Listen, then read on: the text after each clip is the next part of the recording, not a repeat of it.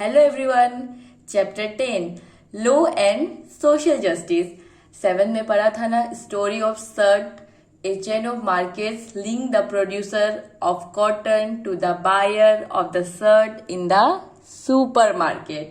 Farmer कम कमा पाती है और जो ये शर्ट बेचते हैं बड़े बड़े कंपनी बहुत ज्यादा प्रॉफिट कमा लेती है.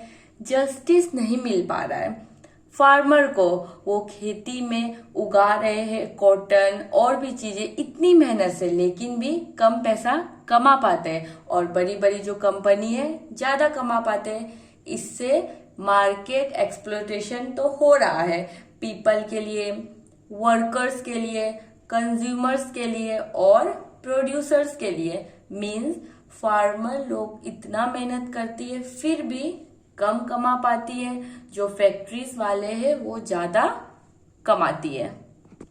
इस तरह की जो एक्सप्लोटेशन है बिना पैसे दे करके जबरदस्ती मार पीट के धमका कर काम करवाया जाता है. तो इस तरह की चीजें ना हो सरकार ने इंश्योर करी है, कानून बनाया है. ये जो अनफेयर प्रैक्टिस देखे जाते हैं ना मार्केट में वो ना हो और मिनिमम वेजेस एक्ट भी लेकर आए हैं मार्केट में. मीन्स वर्क कर रहे हैं किसी के लिए तो आपको इतना पैसा तो देना ही पड़ेगा. मार्केट सिचुएशन में कानून बहुत ज्यादा जरूरी है. ये जो वर्कर्स का इश्यू है वेजेस का, वेजेस मतलब जो वो पैसे कमाते हैं, प्राइवेट कंपनी हो, कंट्रैक्टर हो, बिजनेस पर्सन हो, सब लोग कोशिश करते हैं कि ज्यादा से ज्यादा प्रॉफिट कमा सके. उनकी ड्राइव होती है कि कुछ भी हो जाए हम लोग को तो प्रॉफिट लेना है, तो लेना है. अपना प्रॉफिट देखने के चक्कर में ये सब कंपनीज वर्कर्स को ज्यादा पैसा प्रोवाइड नहीं कर पाती है, सही सैलरी भी बोल दो नहीं दे पाती है इनको. एग्जाम्पल, कानून के लिए तो इलीगल है कि आप लोग काम करवा तो रहे वर्कर को, पैसे ना दो, ये बहुत इलीगल चीज है और गैर कानूनी. और अगर काम 500 का है तो आपको 100 रुपीज दे रहे हो, ये भी गलत है. 500 का काम है तो 500 ही देना है, 100 नहीं. कानून ये भी ध्यान रखता है कि वर्कर्स अंडर पेड ना हो, सही तरीके से पैसा दिया जाए. वर्कर को काम करने के लिए जो पैसे देना ही पड़ेगा, जितना देने का रेट है उतना ही देना पड़ेगा. एग्जाम्पल 500 देना है वर्कर को तो 500 ही देना पड़ेगा. और फ्यू इयर्स बाद वर्कर्स लोग का सैलरी बोलो थोड़ा थोड़ा करके बढ़ता है. एग्जाम्पल 500 है वर्कर का ये काम करने का सपोज, तो 1-2 साल में वो सैलरी थोड़ा बढ़ जाएगा तो वो 550 हो जाएगा. इस तरह से कानून बनाया गया है कि इतना पैसा तो देना ही पड़ेगा. इससे वर्कर प्रोटेक्ट हो जाते हैं. थोड़ा क्या सच में वर्कर्स को मिनिमम वेजेस प्रोवाइड किया जाता है. प्रोड्यूसर जो चीज बना रहे हैं, कंज्यूमर हम लोग, वर्कर, कंज्यूमर, प्रोड्यूसर. हमारे देश में पॉपुलेशन बहुत ज्यादा है और बेरोजगारी भी बहुत ज्यादा है, जॉबलेस वर्कर. ठीक, फिर इसलिए ना वर्कर लोग भी ना कम पैसे में काम करने के लिए तैयार हो जाते हैं. इसलिए मिनिमम वेजेस लागू किया जाता है. एक इंसान को जीने के लिए जितना चाहिए उतना ही वही कमा लेंगे तो वही उनके लिए बहुत है, ऐसा सोचते हैं. टेक्सटाइल मिल, वर्कर्स जो कपड़े के मिल में है उनको बहुत ज्यादा कंपटीशन पावर लूम से झेलना पड़ रहा है. पावर लूम इलेक्ट्रिसिटी से कपड़े बनाते जा रहे हैं. जो छोटे छोटे कारखाने थे ना वो काफी ज्यादा बंद होते जा रहे हैं. पहले लोग अपने छोटे छोटे कारखाने खोल लेते थे और जो बड़ी बड़ी फैक्ट्रियां बन गई है उनके वजह से कारखाने वाले बेरोजगार से हो गए और काम इतना नहीं चलता. टेबल 1, कौन कौन सा लॉ और ये कानून क्यों जरूरी है और किसके इंटरेस्ट में है, किसको क्या फायदा पहुंच रहा है. तो यहाँ देखेंगे लॉ, फिर ये फर्स्ट वाला मिनिमम वेजेस एक्ट मतलब इतना अमाउंट तो आपको देना ही पड़ेगा काम करने के लिए। Why is it necessary? क्योंकि वर्कर्स को सही वेजेस दिया नहीं जाता, क्योंकि उनका कंडीशन बहुत ज्यादा खराब है और इनको काम की बहुत जरूरत है, इसलिए वर्कर्स ऐसा काम कर लेते हैं और इसमें बार्गेनिंग नहीं होती है, मोल भाव नहीं कर सकते। मजदूर लोग लो वेजेस में काम उन लोगों को करना पड़ता है। फिर है whose interest does the law protect? तो this law is meant to protect the interests of all workers, particularly farms, labor, construction workers, factory workers, domestic workers, सबकी इंटरेस्ट में है कि मिनिमम वेज एक्ट आए। सेकेंड कॉलम देखेंगे, work place में safety major होनी चाहिए, अलर्ट सिस्टम होना चाहिए, या कहीं आग लग गई है या गैस लीक हो गया है, ऐसा कानून होना चाहिए कि हमें पता चल जाए। प्रॉपरली फंक्शनिंग मशीन का होना चाहिए कि मशीन सब सही से चल रहा है। फिर ये इंपॉर्टेंट है ताकि कोई एक्सीडेंट ना हो। ये वर्कर्स के आसपास के लोगों के इंटरेस्ट का भी है। थर्ड में देखेंगे, और जो सामान आप बना रहे हैं वो अच्छी क्वालिटी का हो। Example, electrical appliances, short circuit ना हो जाए, वो सब सही होना चाहिए, इसलिए अच्छी क्वालिटी का बनाओ, तो ऐसा नहीं होगा। फिर नेक्स्ट में, कंज्यूमर घर में वायर लेकर आते हैं हम लोग, वो अच्छी क्वालिटी का होना चाहिए, सब कुछ सही से चले और फूड, मेडिसिन सब एक्सेट्रा अच्छी क्वालिटी की होनी चाहिए।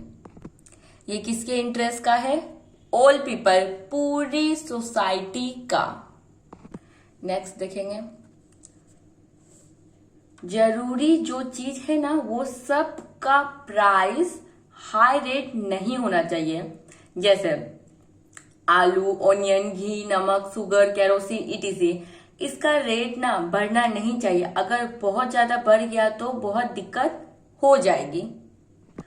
और ये गरीब लोग के इंटरेस्ट में है जो बहुत कम चीज अफोर्ड कर सकते हैं, डेली बेसिक नीड जो होता है ना उनका रेट कम होना चाहिए ताकि वो एटलीस्ट वो चीज का फायदा उठा सके। नेक्स्ट, ये भी कानून है कि फैक्ट्रीज जो हवा पानी को पॉल्यूट ना करे, लेकिन भी आसपास के इलाके पॉल्यूट हो जाते तो बहुत दिक्कत होती है। अब देखेंगे, ठीक, लास्ट, चाइल्ड लेबर नहीं होना चाहिए।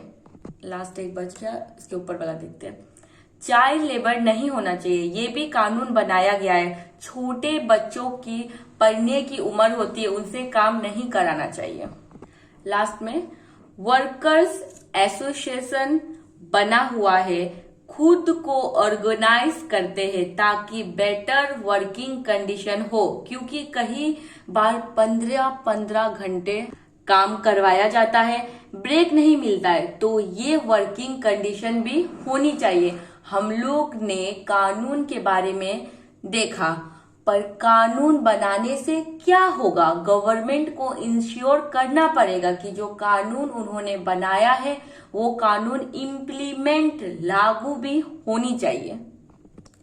लॉ इन्फोर्स्ड हो, लॉ लागू होना चाहिए, बहुत इंपॉर्टेंट है, क्योंकि लॉ जो वीक लोगों को प्रोटेक्ट करता है स्ट्रॉन्ग लोगों से। हर वर्कर को फेयर वेजेस मिलनी चाहिए, जितना वर्कर्स ने काम किया है उस हिसाब से उनको वेजेस मिलना चाहिए। वर्किंग साइट्स को इंस्पेक्ट करनी चाहिए और पुष्ट करना चाहिए लोगों को कि ये कानून का पालन नहीं कर रहे हैं। जो पुअर और पावरलेस है उनको हमेशा यही लगता है कि कहीं उन लोगों को फ्यूचर अर्निंग ना हो, तो उनका क्या होगा, कहीं ये काम छूट गया, वो क्या काम करेंगे, और ऐसे सोचते हैं। तो उनके साथ इसलिए वो डर डर के काम करते हैं और खराब कंडीशन के खिलाफ कुछ नहीं बोलते हैं।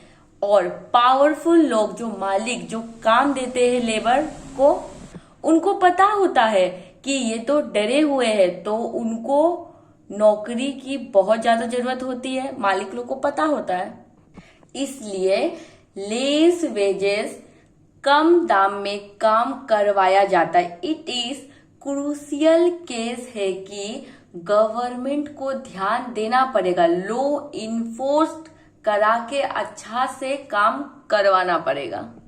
कानून बना दिया है, इन्फोर्स्ड कर दिया है, तो कंपनी, प्राइवेट कंपनी, गवर्नमेंट को जो कंपनी है जैसे प्राइवेट कंपनी, इन सब की भी एक्टिविटी को कंट्रोल में लाना पड़ेगा। ये मेक श्योर करना पड़ेगा कि हमारा कॉन्स्टिट्यूशन ने लोगों की को कुछ फंडामेंटल राइट दिए हैं, कॉन्स्टिट्यूशन ने जो दिया है वो एक्चुअल मिले। हमारा फंडामेंटल राइट है, राइट अगेंस्ट एक्सप्लोटेशन। ये कहता है किसी को आप जबरदस्ती बॉन्डेज लेबर नहीं बना सकते, कि बिना पैसे दिए आप जबरदस्ती काम नहीं करवा सकते। यही होता है राइट अगेंस्ट एक्सप्लोटेशन। आपका कोई शोषण नहीं कर सकता। कॉन्स्टिट्यूशन आपको हक देता है।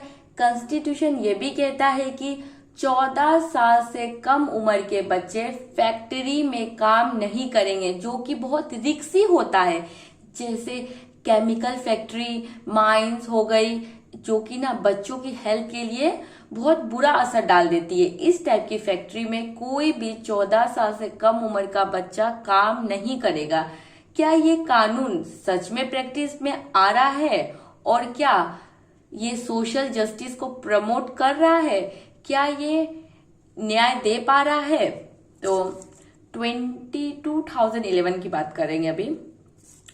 2011 का सेंसस में ओवर मिलियन, कितना, यहां में रीडिंग कर लेना, बिटवीन 5 से 14 साल वाले बच्चे, रिक्सी वाले जो इंडस्ट्री में काम करते हैं, ऐसे इंडस्ट्री छोटे बच्चों के लिए बहुत खराब है, हेल्थ में बहुत बुरा असर होता है।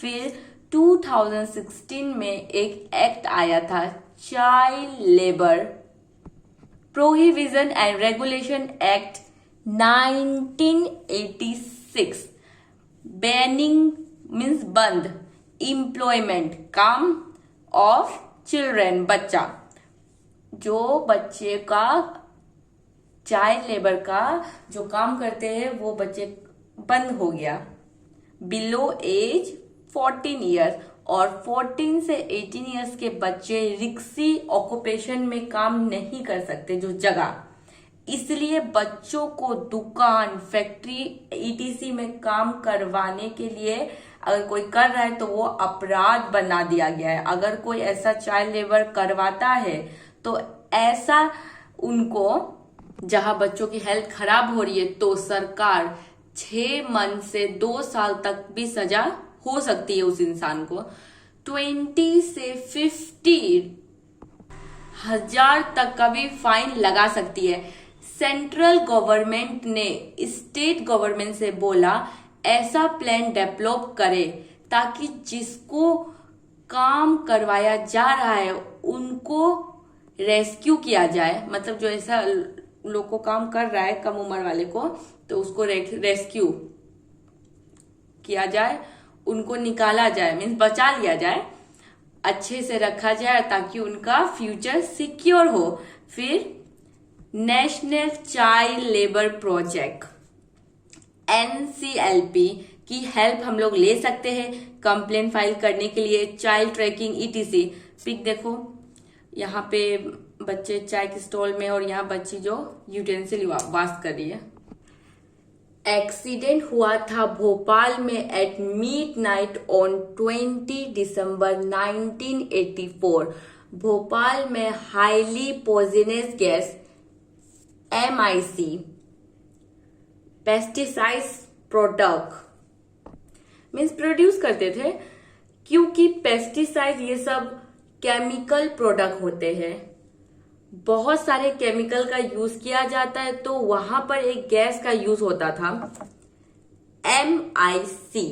ये हाईली पॉइजनस गैस होती है, ये सांस से भी मुंह के अंदर चली जा सकती है। फिर लीक होना स्टार्ट होती है रात में लगभग 12:30 के आसपास 1985। फिर सब लोग तो 12:30 में सो जाते हैं। फिर सडनली फिर लोगों ने देखा कि धुआं धुआं हो रहा है, फॉगी सा हो रहा है एटमॉस्फेयर में। जो इनहेल कर रहे हैं उनको खांसी शुरू हो गई, फिर लंग्स फूलने लगा, सारी दिक्कत होने लगी। लोगों ने बाहर निकल के देखा तो धुआं धुआं था। उस एरिया के आसपास के लोग सफर करना शुरू कर दिया। ऑक्सीजन लेने में लोगों को प्रॉब्लम हो रही थी। मीन्स आसपास के एरिया ने पहले ही सफर करना शुरू कर दिया, क्योंकि वो पास में थे।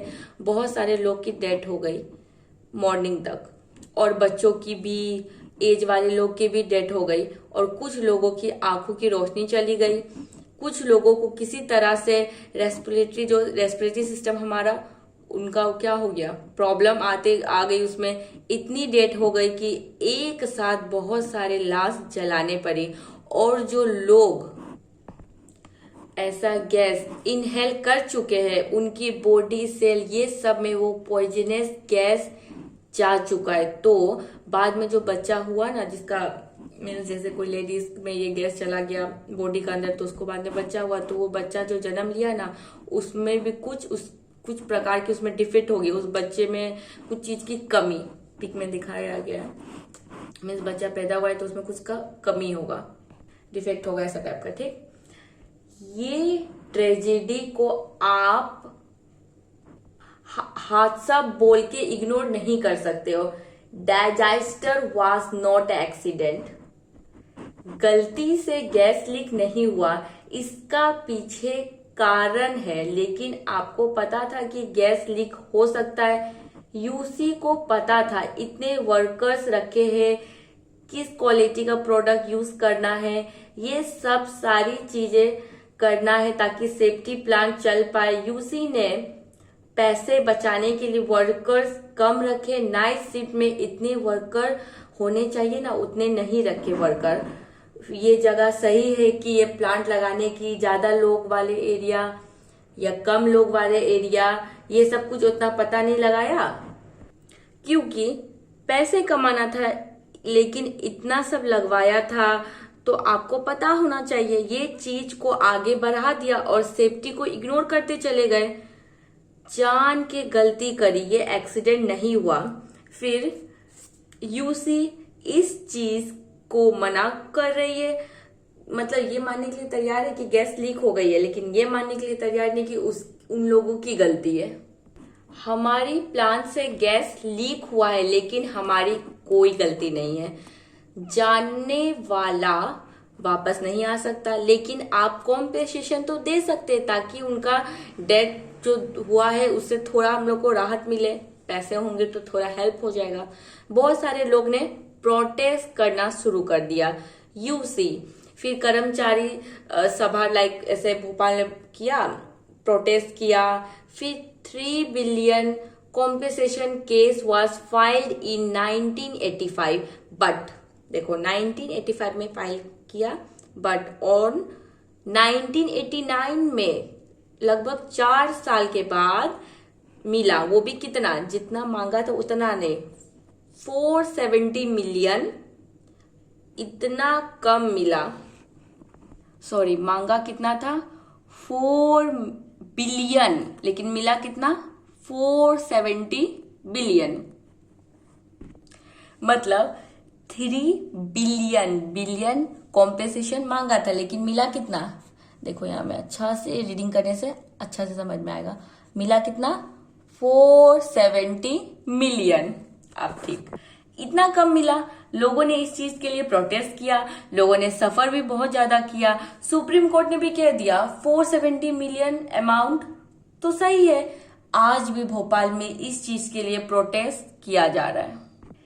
3 दिसंबर को बहुत सी चीजें बंद करती है, क्योंकि 3 दिसंबर शुरू हुआ था ना मिडनाइट, 2 दिसंबर था ना, वही लो यहाँ पर नहीं था। अगर लो होता तो लो तो था तो वो वायलेंट हो गया, अगर होता तो सोशल जस्टिस मिल सकती थी, न्याय मिल सकता था। न्याय मिलना मुश्किल है। भोपाल लो ट्रेजिडी में अगर प्रॉपर लॉ को इम्प्लीमेंट किया जाता, यूसी के ऑनर को पकड़ के कहता कि कॉम्पेंसेशन चाहिए दो, अगर लॉ होता, इतना लोग रहने वाले एरिया में जो है आप प्लांट नहीं लगा सकते, ऐसा लॉ होता, बहुत डेंजरस हो सकता है। लॉ नहीं होगा तो आप जस्टिस